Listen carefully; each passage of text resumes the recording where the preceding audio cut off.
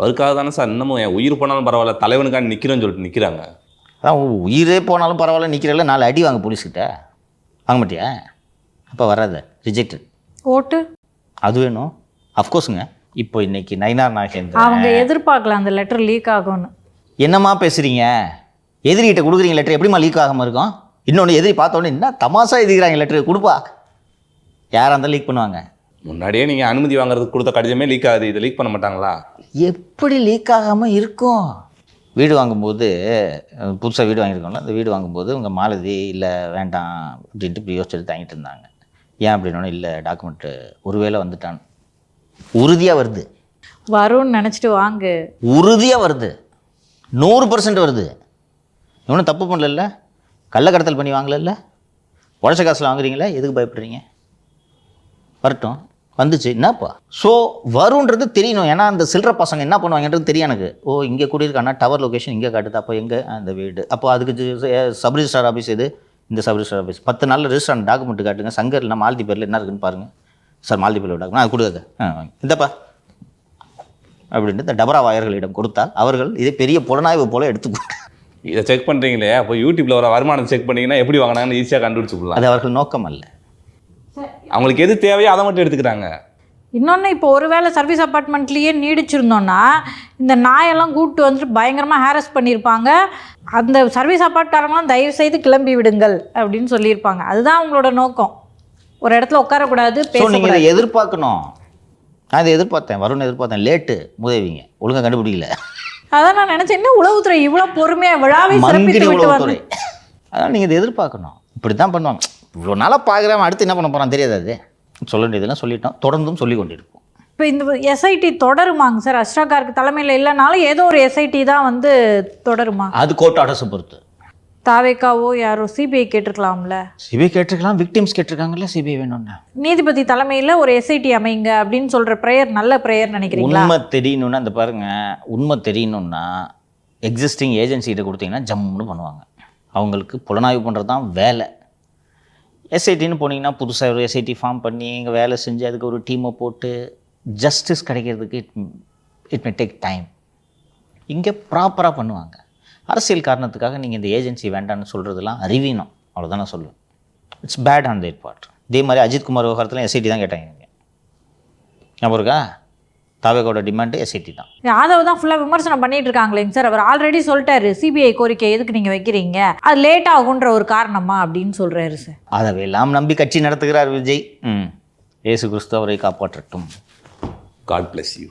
அது நான் உன்னுடனே இருந்து செய்யும் காரியங்கள் பயங்கரமானதாக இருக்கும். அது ராஜகுரு கூட இருந்து அவர் தான் காரியம் பண்ணிட்டு இருக்கார். தமிழ்நாட்டின் உண்மையான பத்திரிகையாளர் என்று அறியப்படும் நக்கீரன் அவர்கள் வந்து ஒரு கருத்து சொல்லியிருக்கார் சார். ஜனநாயகன் படத்துக்காண்டி அந்த கேரவனுக்குள்ளே ஒரு கேமரா வச்சு மக்களை ஃபுல்லாக கூட்டி அதை படமாக எடுத்துக்கிருக்காங்களாம் சார்.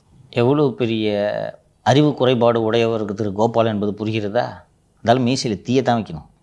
மீசை மட்டும்தான் பெருசாக இருக்குது, மூளை இல்லை. அவங்ககிட்ட தான் சினிமா ரிப்போர்ட் இருக்காங்களே, செக் பண்ணனா ஷூட்டுக்கிட்டலாம் முடிஞ்சு போஸ்ட் ப்ரொடக்ஷன் போயிட்டுருக்குன்னு சொல்கிறாங்க. பொங்கல் ரிலீஸ்க்கு இப்போ ஷூட் பண்ணிட்டுருப்பியா நீ அவ்வளோ பெரிய படத்துக்கு?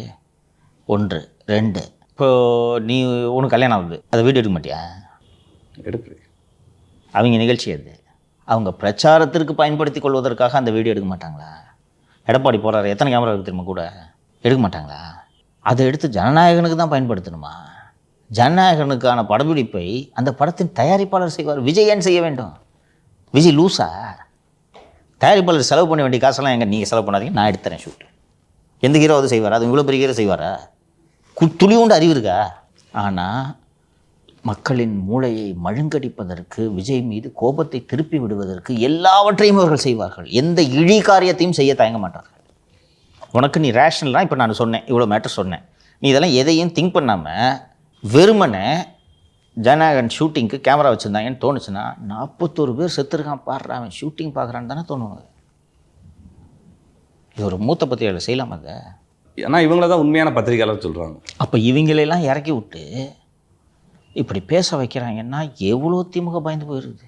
ஆனால் கரூர் சம்பவம் தொடர்பாக போலீஸே அவங்கக்கிட்ட அந்த வீடியோஸ்லாம் கேட்டிருக்காங்க சார். கேட்டிருக்காங்க, கொடுத்துட்டாங்க. சரி, ஜனநாயகன் ஷூட்டிங்க்கு எடுத்தால் கூட என்னப்பா தப்பு? 41 பேர் சாவாங்கன்னு யோசிச்சா கேமரா வச்சாங்க. அப்படி எடுத்து பயன்படுத்தி கொண்டாலும் அதில் என்ன தவறு? என்ன தவறு? தவறு ஏதாவது இருக்கா? சட்டவிரோதமா? என்ன தப்பு? க்ரௌட் ஷாட் எடுத்துக்கிறாங்க. So what? விஜய்க்கு சம்பளம் கொடுக்க முடிஞ்ச ப்ரொடியூசரால் இவ்வளோ கூட்டத்தை கூட்டி ஒரு படப்பிடிப்பு நடத்த முடியாதாங்க சார்? பாட்டுக்கே இவ்வளோ கூட்டம் கூட்டுறாங்க சார் அவங்க. இதை ஒரு மேட்ருன்னு வந்து வீடியோ போட்டு இருந்தாலும் பேசுகிறாருன்னா அந்த அளவோட அறிவு என்னன்னு தெரியுதா? இந்த ஆளை தான் அரசகவி ராம் கொண்டாடிட்டு இருக்காரு. இவங்களெல்லாம் மக்கள் ஒதுக்கி தள்ளுவாங்கப்பா, பார்த்துக்கிட்டே இரு. ஒரு விஷயத்தை மக்கள் புரிந்து கொள்ள வேண்டும். கரூர் சம்பவத்தில் திமுக பயந்து போய் இருக்குது அப்படின்றது நன்றாக தெரிகிறது. இல்லைன்னா இந்த ஆளை மீசையெல்லாம் எதுக்கு இறக்கி விடணும்? இவ்வளோ பேர் எதுக்கு இறக்கி விடணும்? நேற்று இந்த நீதிமன்ற ப்ரொசீடிங்ஸ் நடந்துகிட்டு இருந்துச்சே, ஜஸ்டிஸ் செந்தில்குமார் அந்த ரிமார்க்ஸ் எல்லாம் சொல்ல சன் நியூஸில் நியூஸ் கார்டெல்லாம் எப்படி பறந்துச்சு ஞாபகம் இருக்கா? நீதிமன்றம் எழுப்பிய கேள்விகள் அப்படின்னு போட்டு, விஜய்க்கு தலைமை பண்பே இல்லாதவர் அப்படின்னு போட்டு வரிசையாக அந்த கேள்வியெல்லாம் போட்டு, why bro wrong bro Sun நியூஸில் நியூஸ் கார்டு இன்னைக்கு போடுறா. இப்போ போடு.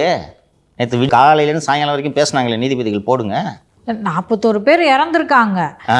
அதில் ஜட்ஜி ஒரு ரிமார்க்ஸ் கொடுக்குறாரு, அதில் போய் உங்கள் க்ரியேட்டிவிட்டியை காட்டிட்டு இருக்கீங்க.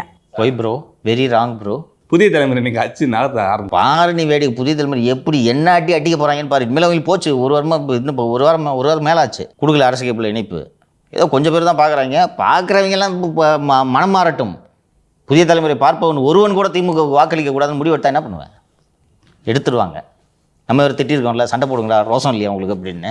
இன்னும் கொஞ்சம் ரோசம் வந்திருக்குன்னு நம்புகிறேன். ஸோ நீதிமன்ற தீர்ப்பு விரைவில் வரும். சீக்கிரமாக ஒரு 2-3 நாட்களுக்குள் உத்தரவு வரும் என்று நாம் எதிர்பார்க்கலாம். Judges were very concerned and will pass proper and fit orders என்று நம்பலாம். அந்த ஆர்டரையும் நம்ம என்னன்னு பேசுவோம். அந்த விரிவாக பேசலாம்.